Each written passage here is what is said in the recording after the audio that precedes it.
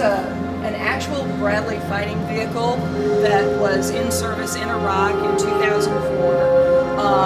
It rolled over an improvised explosive device, which tore a hole this big in the bottom of it and killed one of the crewmen inside. The Bradley was taken out of service at that time, and the company that makes Bradleys, called BAE, refurbished it for us and then donated it to the museum. We then built this ramp in the early stages of the construction of the museum, and we brought a giant crane in and lifted this Bradley onto the ramp and proceeded to build the rest of the museum around it. One day,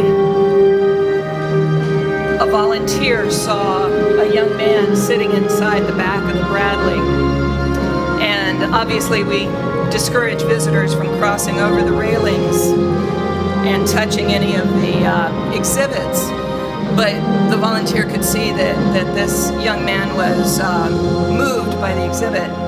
Went and got one of our officers, who came downstairs and crawled over the railing and sat in the Bradley with the young man.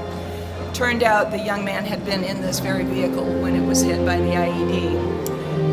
He had since gotten out of the Army and was going to college in Texas, and he had gotten word that his Bradley was inside the new National Infantry Museum. And when he heard that, he got in his car, he drove from Texas to Georgia to see it for himself and to reconnect with that emotional time in his life. It was a time for us to remember why this museum is here and the stories that we want to tell, and make sure that everyone